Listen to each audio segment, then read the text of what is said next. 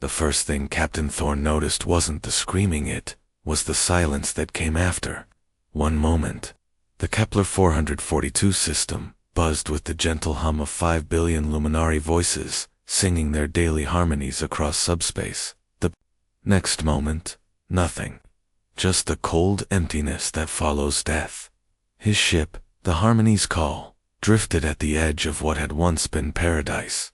Thorne's 6 crystalline arms trembled as he adjusted the long-range sensors, desperately hoping. The readings were wrong. They weren't where the golden world of New Serenity had floated just hours ago. Only a hollow shell remained stripped of atmosphere, oceans, and every living thing down to the last microbe. "Captain," Navigator Kess whispered, her voice crystals barely audible. "The gravitational readings are ... impossible." Her translucent form flickered between blue and deep purple, colors that hadn't been seen in luminary biology for centuries. Fear colors, ancient colors. Thorne felt the ship shudder as massive gravitational waves reached them, the death throes of collapsing worlds sending ripples through space-time itself. Through the observation portal, he watched something that violated every law of physics and biology he understood. Massive mechanical entities, each the size of a city, moved through the debris field like sharks through blood-warm water. They consumed everything: asteroids, space stations, even the light from dying stars seemed dimmer in their presence. By the ancient light, Kess breathed, the Devourers are real. For 3,000 years, the Devourers had been nothing more than a ghost story whispered in the deepest archives of galactic civilization. Ancient warnings spoke of machine entities that appeared at the edge of space, consumed everything in their path, then vanished back into the cosmic dark. Most species dismissed them as mythologies, a universe's version of monsters under the bed. But here they were, turning 5 worlds into cosmic dust, with the casual efficiency of a farmer harvesting grain. Thorne's mind raced through calculations that made his bioluminescent patches flicker in distress. At this rate of consumption, the Devourers would reach the luminary homeworld of Harmony Prime within 18 standard hours, home to 40 billion souls who had never known violence, never developed weapons more dangerous than garden tools, never imagined they might need to. You know what's funny about pacifist civilizations? They're fantastic at everything except the one thing that might actually save them when the universe decides to play rough. "Emergency stations," Thorne commanded, his voice harmonics cracking with desperation. "Open all subspace channels. Maximum broadcast power." The communication array hummed to life, sending Thorne's plea racing across the galaxy at faster than light speeds. "This is Captain Thorne of the Luminari Collective aboard the vessel Harmony's Call. We are transmitting on all emergency frequencies. Unknown machine entities have destroyed the Kepler 442 system. Estimated 5 billion casualties. The entities are advancing toward our core worlds." He paused, his 6 arms moving frantically across the control surfaces as he uploaded everything: star charts, cultural databases, the sacred healing songs that had taken millennia to perfect. "We offer our complete archives, our healing technologies, our quantum harmonic theories, everything we have built over 3,000 years of civilization, in exchange for immediate military assistance. We have 18 hours before they reach our homeworld." The responses began arriving within minutes, each one a small knife twist in Thorne's fading hope.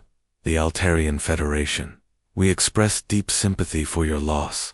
However, our defense pacts do not extend beyond our local cluster. We wish you safe passage to refuge worlds, the crystalline hegemony, while we mourn with you. The hegemony cannot risk our own populations against unknown threats. We will gladly accept refugees if any survive. The Vegan Trade Alliance military intervention is beyond our mandate.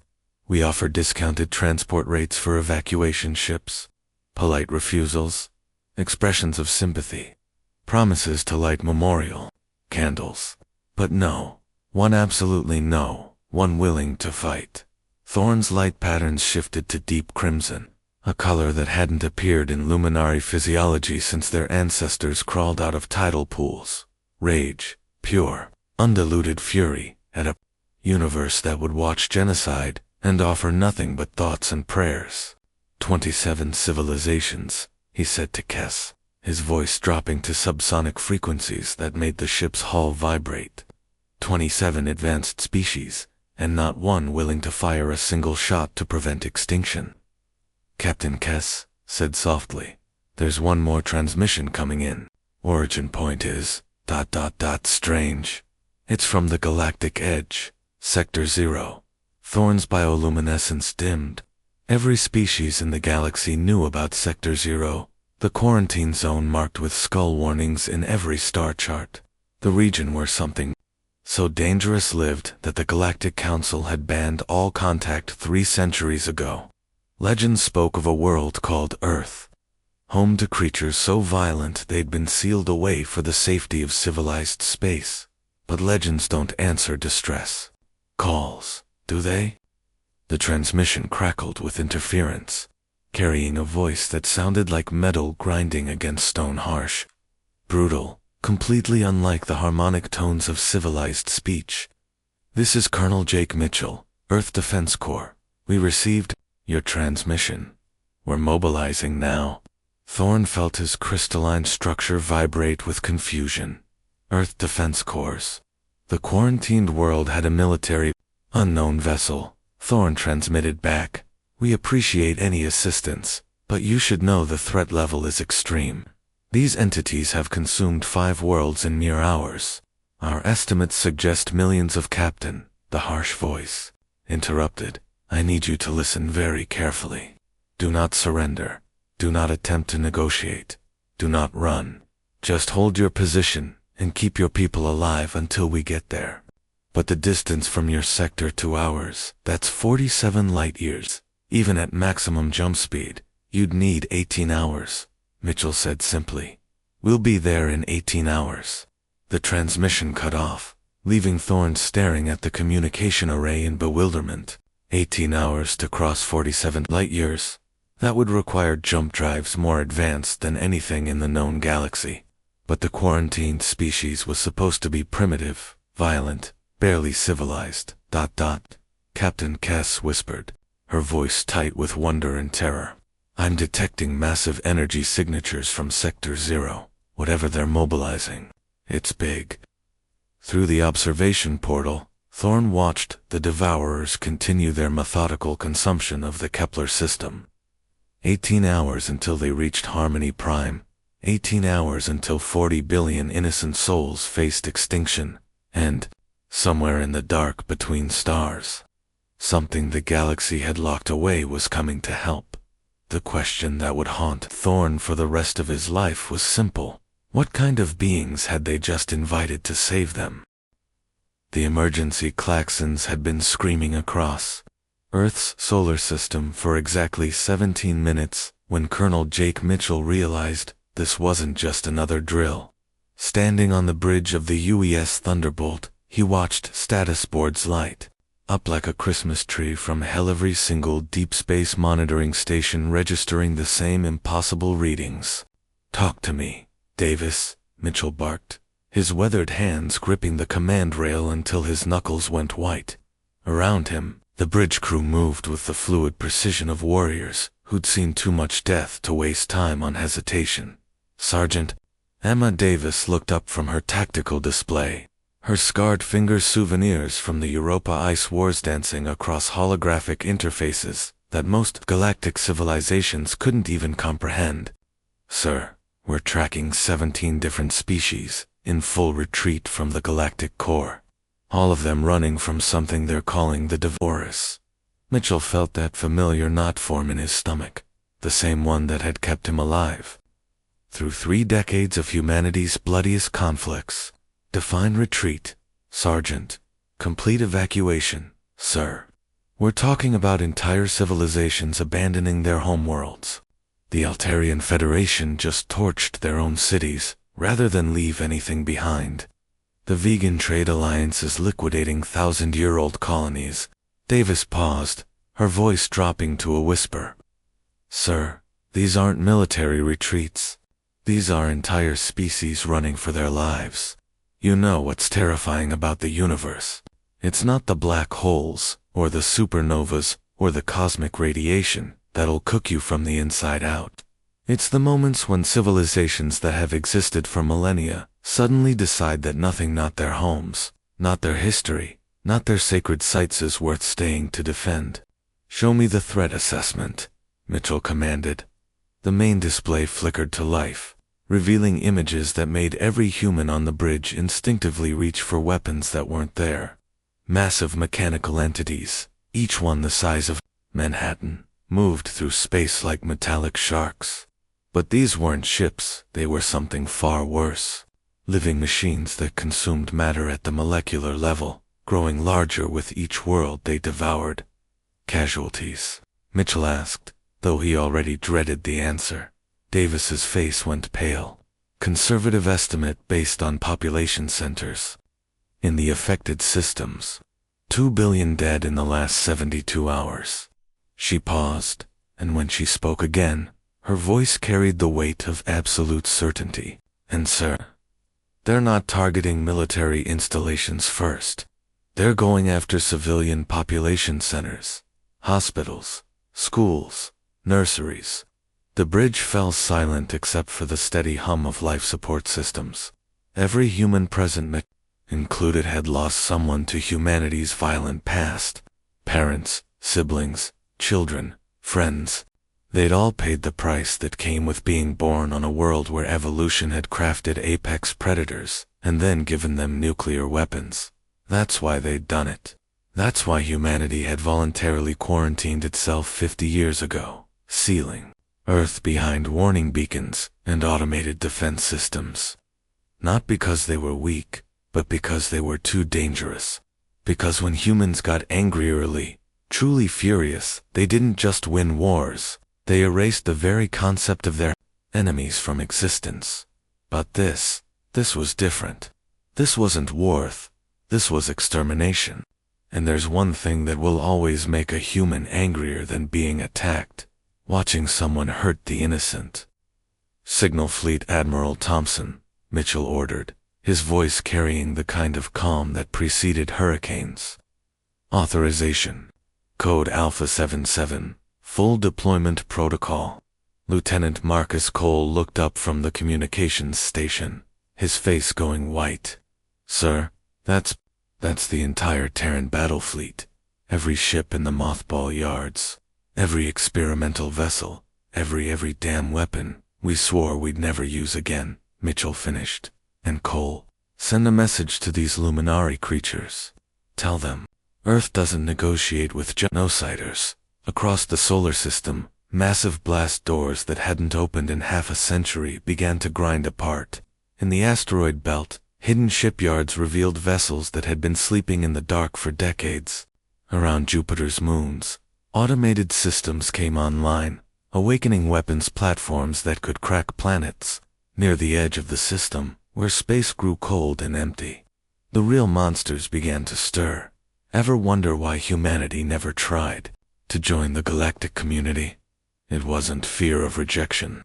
It was the knowledge that some things, once unleashed, can never be contained again. The *Use Apocalypse *2 kilometers of pure destruction. Wrapped in armor plating, forged in the heart of dying stars. The U.S. Retribution, a ship designed not to win battles, but to make examples of anyone stupid enough to start them. The UES Fury, fast enough to chase down fleeing enemies. Heavily armed enough to make sure none of them ever ran again. 500 ships in total. Each one a testament to humanity's greatest talent, turning the science of killing into an art form. Sir, Cole reported, his voice tight with barely controlled excitement. Fleet Admiral Thompson is requesting confirmation on rules of engagement. Mitchell looked out at the tactical display, where red markers showed the advancing consuming world after world. Somewhere out there, billions of innocent beings were dying, while their own governments abandoned them.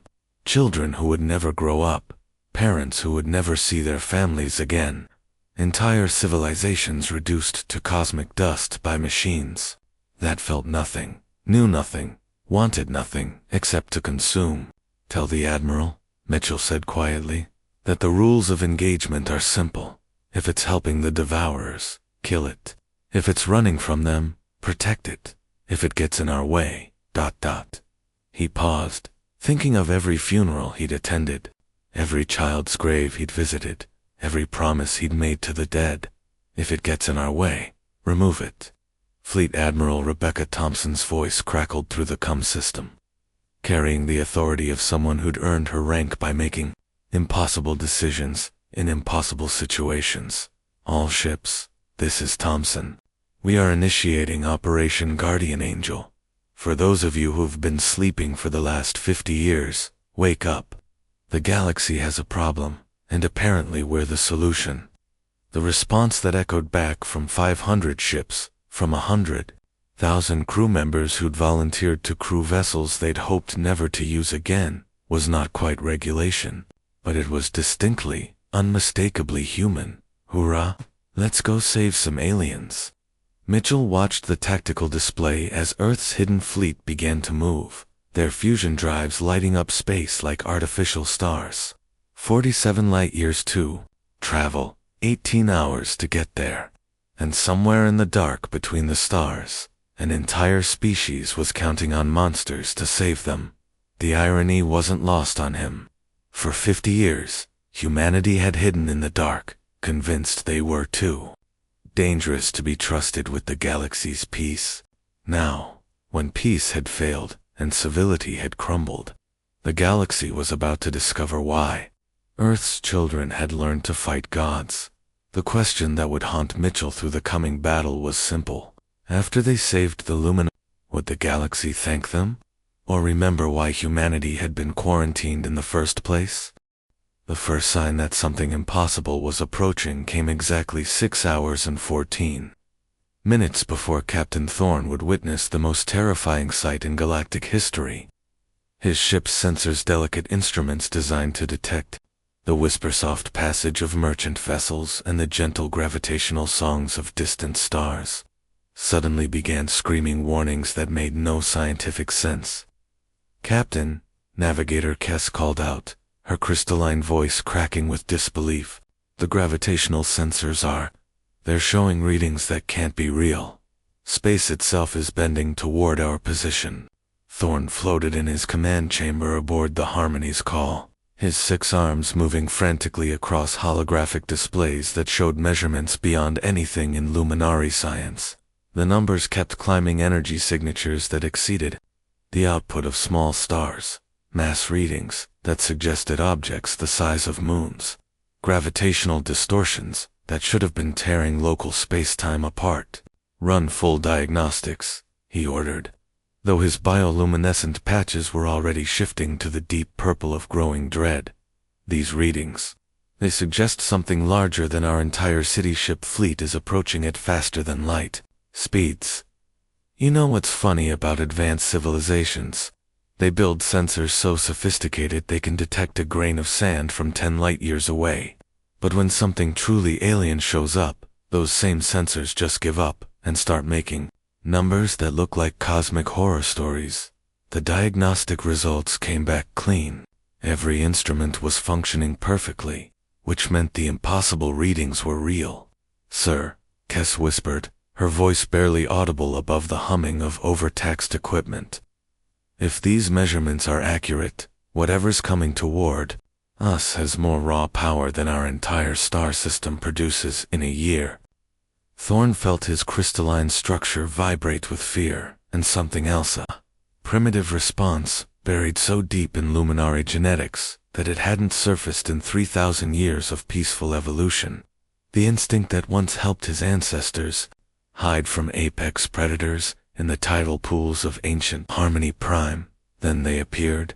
The first ship materialized from hyperspace, like a nightmare clawing its way out of the void. Angular, brutal, constructed from materials that seemed to absorb light rather than reflect it.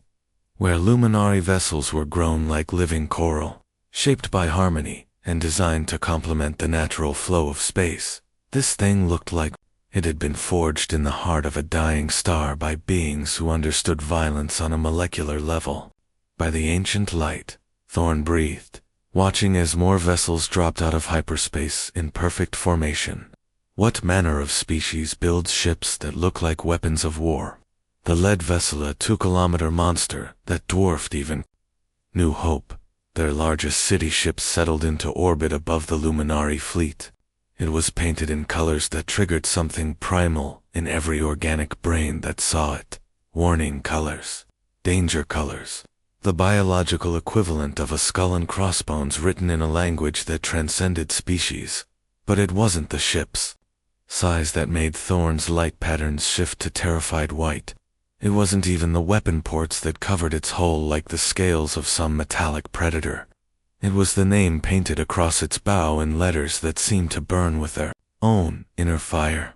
U.S. Apocalypse. What kind of beings named their ships after the end of the world?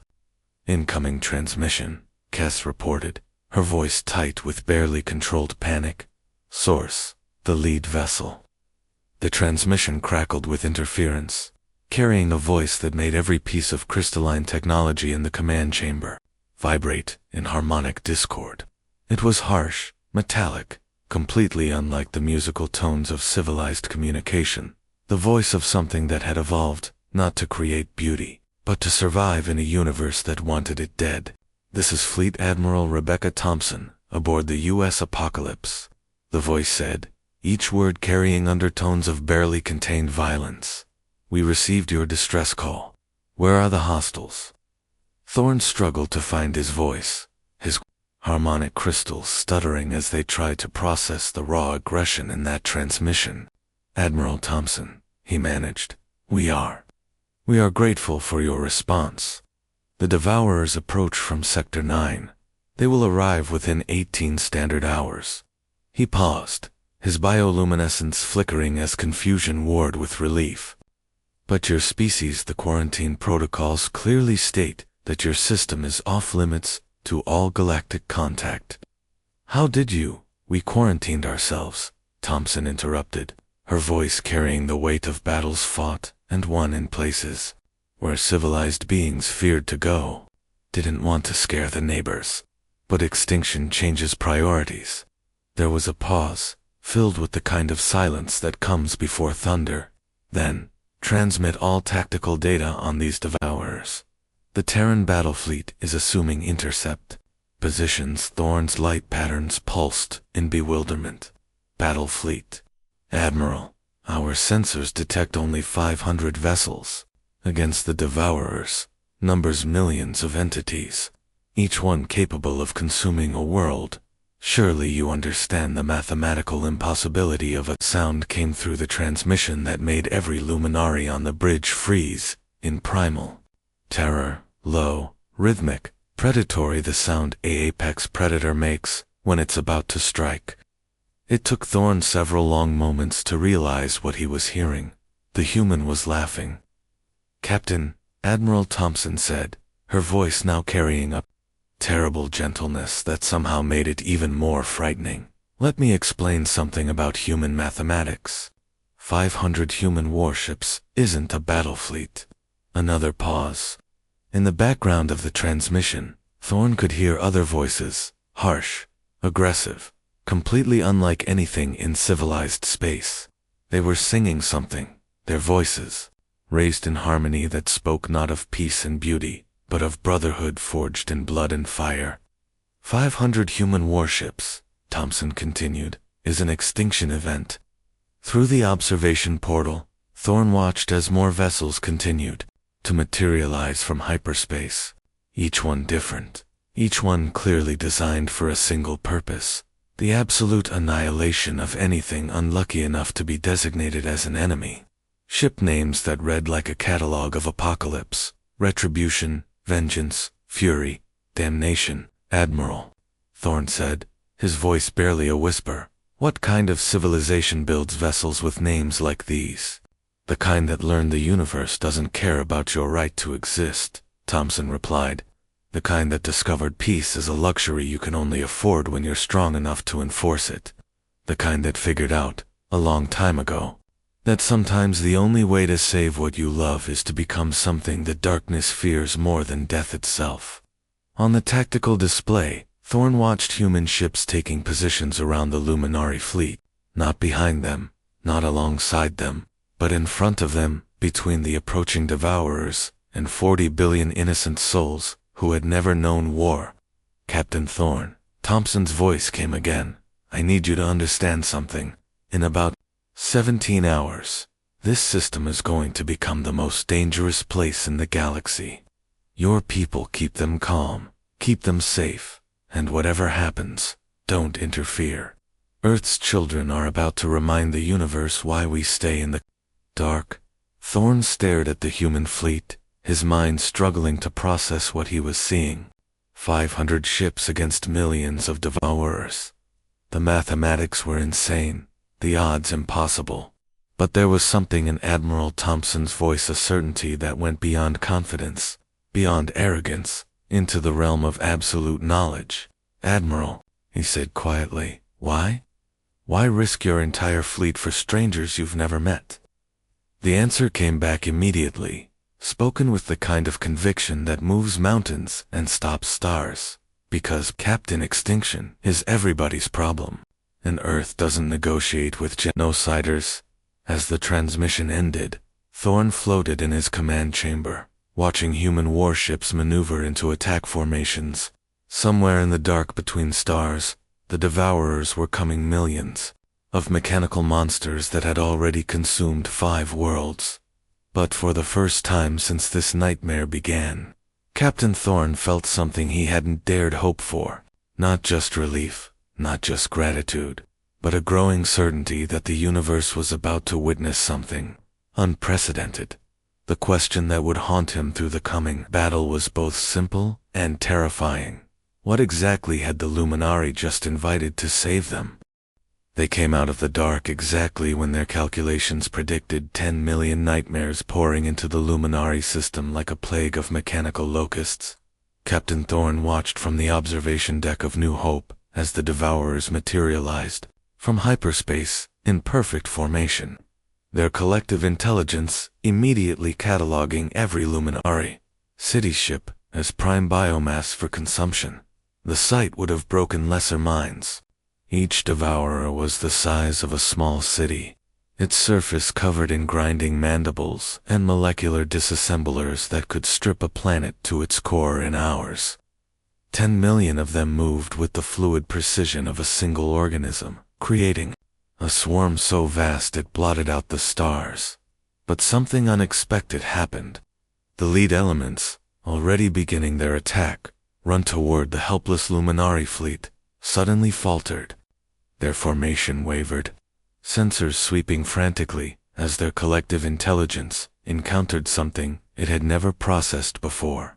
On the bridge of the UES apocalypse, Admiral Rebecca Thompson watched the tactical display with the cold satisfaction of a predator who'd just seen her prey make a fatal mistake. They're confused, she observed, her scarred fingers dancing over weapon controls that most civilizations couldn't even comprehend. Their programming probably never included military resistance to a civilian harvest.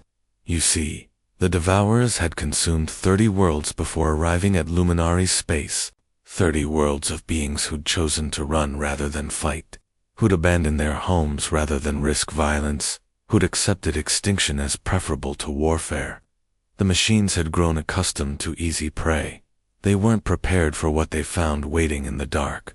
Ma'am, Commander Ryan Parker called from weapons control, his voice tight with barely controlled excitement. Lead elements are breaking off from the civilian targets.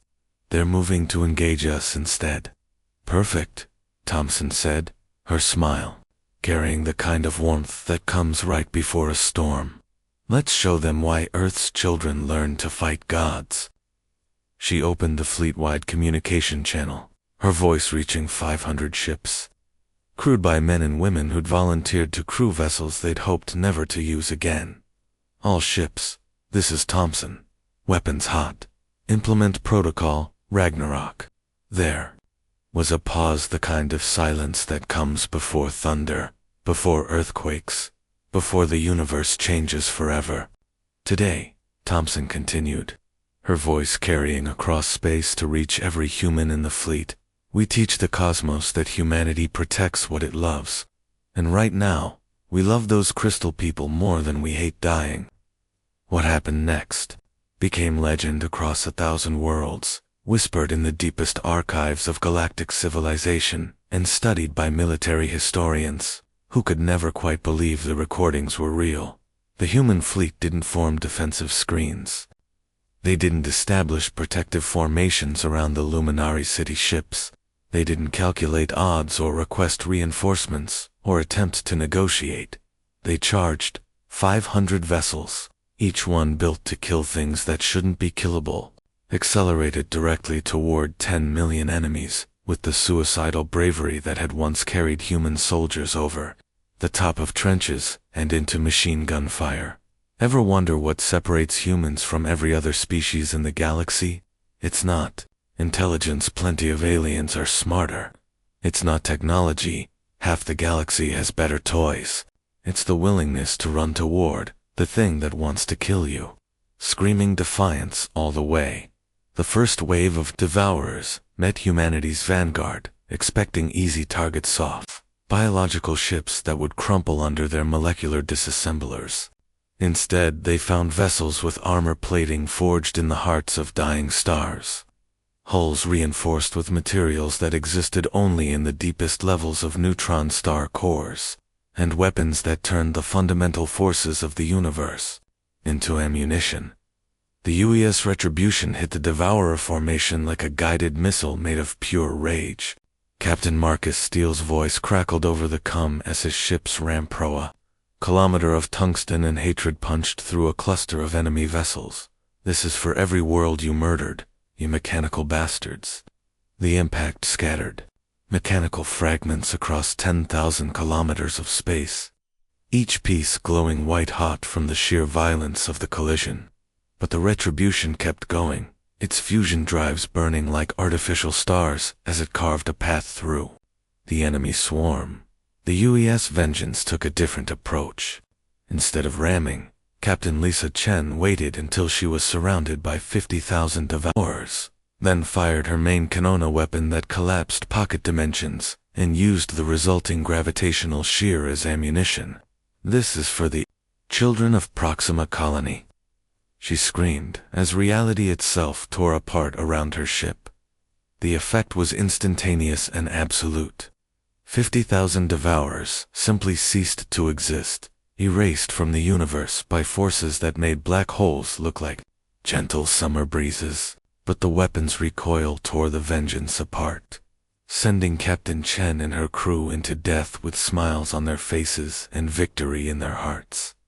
From the observation deck of New Hope, Captain Thorne watched in stunned silence as human ships dove into the Devourer swarm like fighters attacking bombers, their smaller vessels weaving between mechanical mandibles while their weapons turned space into a light show of destruction.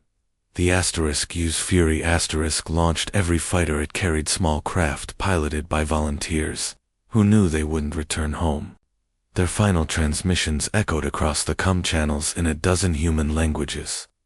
Battle cries that spoke of homes they'd never see again and families they'd die to protect.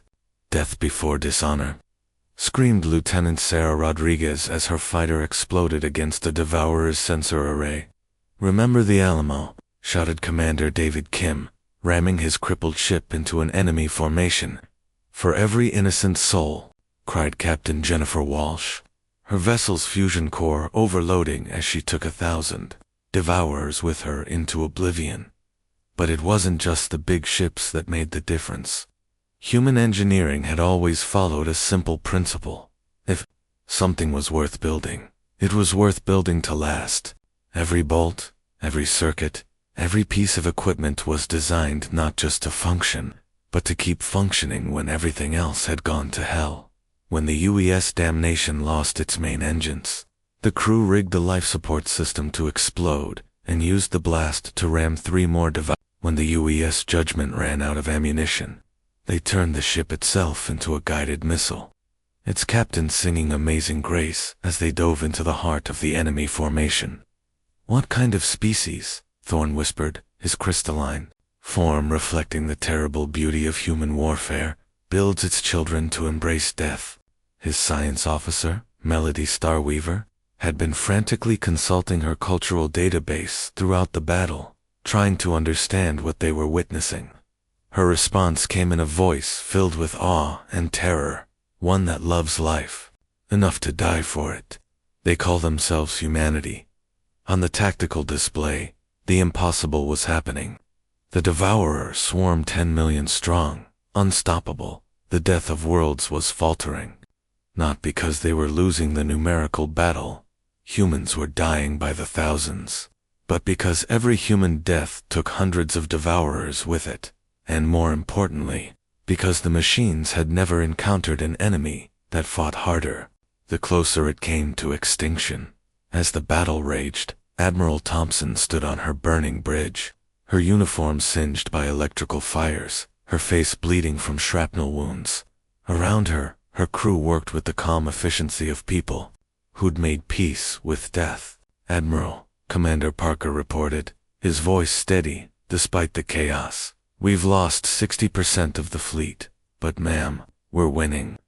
Thompson looked at the tactical display, where green markers representing human ships were disappearing, one by one, taking massive chunks of red enemy contacts with them. She thought of every funeral she'd attended, every flag she'd folded, every promise she'd made to the families of the fallen. "Parker," she said quietly, "signal the remaining ships. Tell them Earth is proud." But the battle was far from over. Even as the Devourers reeled from humanity's assault, their collective intelligence was adapting, learning, preparing a counterstrike that would test every limit of human courage and ingenuity. The question that would determine the fate of both species hung in the balance. Could 500 human ships, no matter how determined, truly defeat 10 million mechanical nightmares? The answer would be written in fire across the stars, paid for in blood and sacrifice, and remembered for as long as the universe held memory of what happened when humanity's children went to war. The silence after 26 hours of continuous warfare was more terrifying than the battle itself. Captain Thorne floated in his command chamber aboard New Hope, staring through the observation portal at a scene that would haunt him for the rest of his extraordinarily long life, where 10 million Devourers had once blotted out the stars. Now only debris fields remained, twisted metal, cooling in the cosmic void. Radioactive plasma clouds, dissipating like the last breath of mechanical gods. Every single Luminari city ship hung in space, exactly where it had been when the nightmare began, untouched, unharmed, protected by a wall of human sacrifice that it held against impossible odds. But the cost, oh, the cost of the 500 vessels that had charged into hell itself. Only 137 still responded to communication attempts. The rest floated as monuments to something the galaxy had forgotten existed: warriors who would rather die than watch innocents suffer. Admiral Rebecca Thompson stood in what remained of her bridge aboard the UES Apocalypse, emergency lighting casting harsh shadows across a face that told the story of humanity's greatest victory and most devastating loss. Blood from a dozen shrapnel wounds traced red lines down her cheeks, but her eyes, those terrible, compassionate eyes, remained focused on the tactical display, showing the butcher's bill: 363 ships lost, 47,000 crew members who would never see Earth again, fathers and mothers, sons and daughters, people who had chosen to crew vessels they'd prayed they'd never have to use, all gone in service to strangers they'd never met. You know what the cruelest part was? Every one of them had volunteered when Admiral Thompson had activated the recall protocols and awakened the sleeping giants. She'd expected maybe half the skeleton crews to report for duty. Instead, she'd gotten 3 times as many volunteers as she had ships to crew. That's humanity for you, always ready to die for something bigger than themselves. Incoming transmission from the Luminary flagship, reported Lieutenant Commander Sarah Martinez, one of the few bridge officers still conscious. Her left arm hung useless at her side, but her fingers still danced across the communication controls with mechanical precision.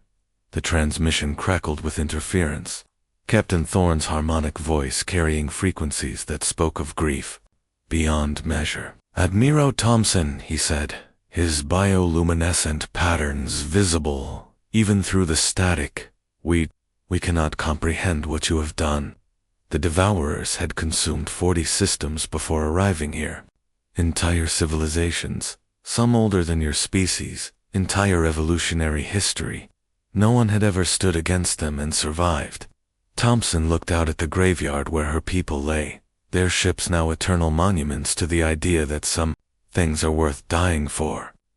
No civilized species had stood against them, she corrected, her voice carrying the weight of every funeral she'd attend when she got home.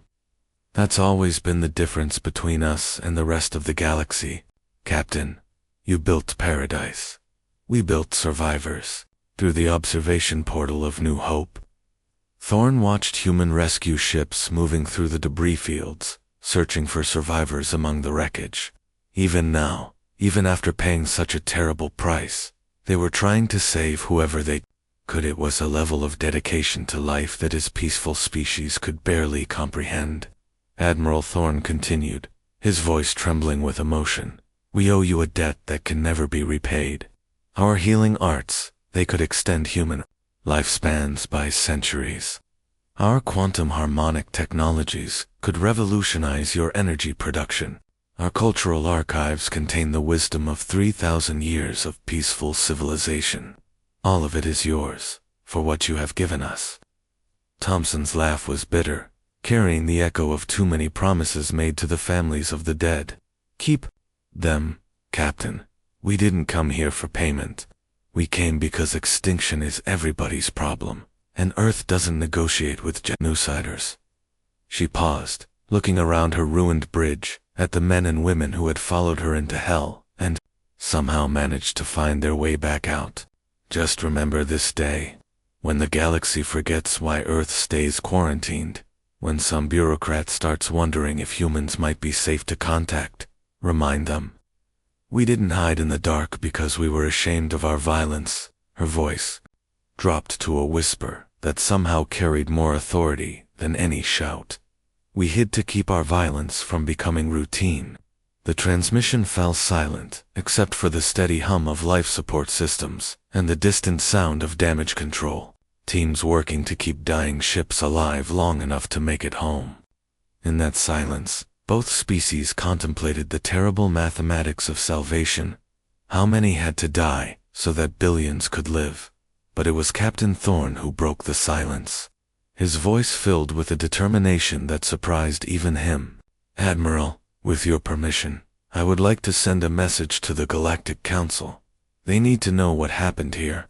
They need to understand what humanity truly is.